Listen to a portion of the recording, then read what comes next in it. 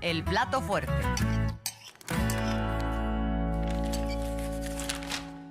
Arlene, hoy se habló del Plan México, que es bastante robusto.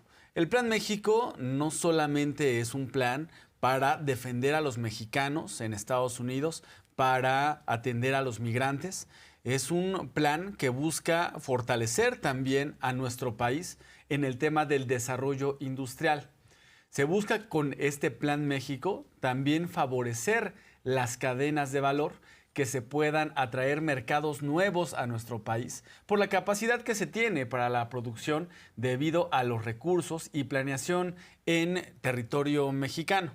Hay que industrializar a nuestro país. Hace poco la presidenta Claudia Sheinbaum expuso cómo durante el periodo neoliberal se tenía esta idea de la mejor política industrial es la que no existe. Eso se decía el secretario de Hacienda en el periodo neoliberal. Así tenía esta idea de no hay que hacer nada, hay que cruzarnos de brazos. Se tenía esta idea de que en un mundo globalizado se podrían traer mercancías de otro lado, abandonando la producción en nuestro país, abandonando el empleo. Ahora con el Plan México se busca industrializar de nuevo a nuestro país y con esto dar oportunidades de empleo a los mexicanos y también generar condiciones de vida que sean favorables incluso para los migrantes. Así es, pasamos de tener gobernantes que vendían la mano de obra de las y los mexicanos, se beneficiaban de los acuerdos internacionales para sí mismos, a tener una política de economía compartida. La presidenta ya lo ha mencionado antes, no sirve de nada tener recursos para pocos si el pueblo sigue teniendo las mismas carencias. Así va el Plan México, vamos a escucharlo. El objetivo que tiene el Plan México es que se produzca en México mucho de lo que hoy se importa y que se generen cadenas de valor de distintos sectores industriales particularmente en nuestro país. En su momento el secretario Rogelio Ramírez de la O planteó que se está importando mucho de Asia y en particular de China, que hay un déficit comercial. Hay que decir que mucho de lo que se importa son de empresas estadounidenses que están en China. Por ejemplo, Apple, o sea, los iPhones, pero mucho de lo que se importa se puede producir en México. Por eso es esta visión que había antes de que no debía haber política industrial. No, sí tiene que haber política industrial y que se fabrique aquí lo que se pueda fabricar. Entonces se los planteé ayer, les dije a lo que los invitamos a que se sumen a este plan y que vean sus empresas qué otra parte pueden fabricar en México y cómo se puede ayudar a la cadena para que desde la pequeña microempresa hasta las grandes empresas pues puedan tener estas cadenas productivas que se produzcan aquí, en donde pues en estos polos de bienestar que ya existen en el sureste, que ayer los presentamos, y otros polos de bienestar que vamos a desarrollar a lo largo y ancho del país, a partir también de la infraestructura. Durante también el neoliberalismo se planteó que la planeación no debía existir, esa palabra se borró. Y nosotros estamos recuperando con la cuarta transformación esa capacidad de planeación. En 2018, cuando inició el gobierno del presidente Andrés Manuel López Obrador, se quería aterrorizar a la gente, asustarla, diciendo que íbamos a tener más cantidad de pobres, que íbamos a ser como Venezuela.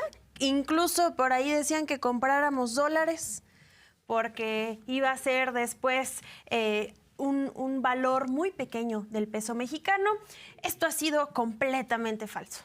Hemos visto que la economía mexicana se ha fortalecido, pero además que también la cuarta transformación no va en contra de los ricos. Lo que busca es distribuir esta riqueza para más personas.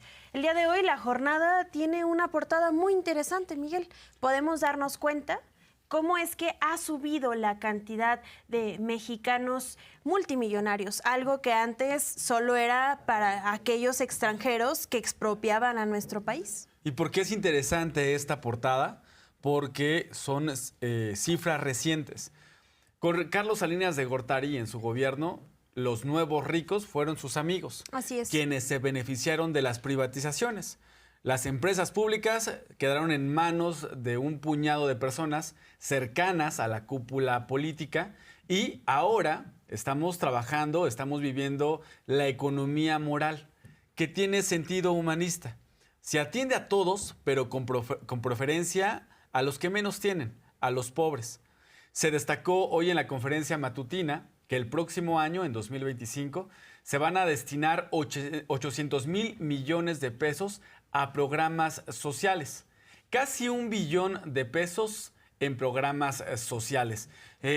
Y precisamente apoyando a los de abajo es como se fortalece el mercado interno, la economía interna. Y los recursos hay para todos, ¿eh? Y en lugar de que un grupo de amigos del presidente, un grupo de personas, pues se beneficie, pues ahora creció de nuevo el número de personas multimillonarias en nuestro país y no con privatizaciones, ¿eh? En estos gobiernos de la transformación, también a los ricos les ha ido bastante bien. Y se acabó esa mentira de que es que si le va bien a los de arriba, hay que darle dinero a los de arriba, porque si los de arriba generan empleo, la economía va a caer, va a llover. Es mentira. Los ricos dejaban que lloviera, se llenaba el vaso, lo quitaban y ponían otro. Así era en el gobierno neoliberal. Ahora vivimos una economía moral donde se atiende a todos, pero con preferencia a los más pobres. Así se destacó el presupuesto que se va a destinar el próximo año para programas de bienestar. Ahora, cuando hay recursos en la economía, fíjense, son el próximo año más de 800,000 millones de pesos. Casi 1 billón de pesos en programas de bienestar, sin contar lo que se invierte en educación, lo que se invierte en salud, en los grandes derechos sociales, lo que vamos a invertir a través del Infonavit.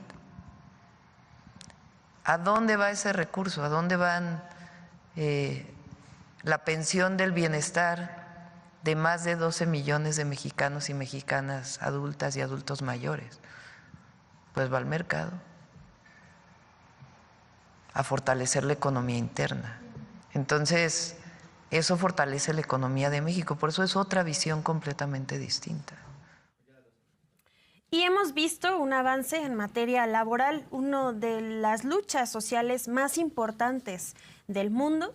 Se ha visto beneficiado México. Hemos visto el incremento al salario mínimo. Ya daba la presidenta esta gran noticia antes de terminar el año, donde existirá un aumento en 2025, pero también el día de hoy el director general del IMSS, Zoe Robledo, hablaba de la cantidad histórica de afiliados para tener seguro social. Son más de 22 millones de personas afiliadas, de las cuales el 86% tiene un trabajo formal y las mujeres además figuran en este sentido. Es tiempo de mujeres, no solo para las mujeres en la política, sino para todas las mujeres en este país. Vamos a escuchar cómo se menciona. Al 30 de noviembre de 2024, se registraron 22.6 millones de puestos de trabajo afiliados al Instituto Mexicano del Seguro Social. Es la cifra máxima desde que se tiene registro. Durante noviembre, se crearon 24.696 puestos de trabajo. En lo que va del año, 619.252 y en los últimos 12 meses, 234.370 puestos laborales. Y esto tiene que ver mucho a políticas de la Cuarta Transformación. Una muy reconocida en todo el planeta, que es el incremento al salario mínimo, y cómo este incremento al salario mínimo incrementa el salario promedio, el salario base de cotización del IMSS. El salario base de cotización es de 584.1 pesos diarios.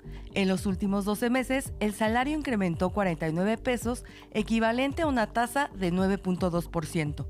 Del total, el 86.6%, es decir, 19.6 millones de empleos, son permanentes, y de los puestos de trabajo creados en lo que va del año, el 97.5%, es decir, poco más de 3 millones, también son permanentes. Y un dato adicional es la participación de las mujeres en el mercado laboral. Del total de puestos de trabajo afiliados al IMSS, un total de 9.130.964 son mujeres, lo que representa un 40% del empleo total. Un dato por demás importante es que las mujeres representan el 95% del empleo que se ha creado en los últimos 12 meses. En cuanto a las y los trabajadores independientes, 271.015 de ellos están afiliados al IMSS y tienen acceso a las ramas de los seguros, de enfermedades y maternidad, riesgos de trabajo, invalidez y vida, retiro, cesantía en edad avanzada, pensión y las guarderías. Estas son las cifras históricas registradas por el IMSS en cuanto al empleo. Rosalía Vergara, Mañanera 360. Arlene también destacó que en el tema de creación de empleo, el 97% de ellos son empleos fijos, porque también por las condiciones, las dinámicas de trabajo, hay contratos que tienen temporalidad. Los empleos que se están registrando ante el IMSS, el 97% son empleos fijos.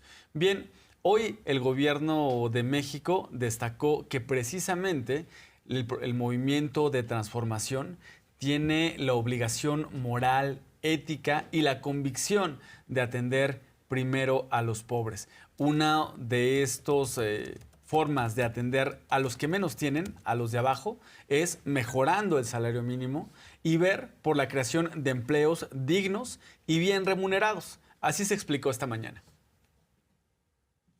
Por el bien de todos, primero los pobres es eso. Por el bien de todos y de todas, primero los que menos tienen. Y el gobierno tiene la obligación, un gobierno de la Cuarta Transformación, porque tenemos la obligación moral, ética y por convicción de atender primero al que menos tiene, al humilde, al que humillaron durante tanto tiempo.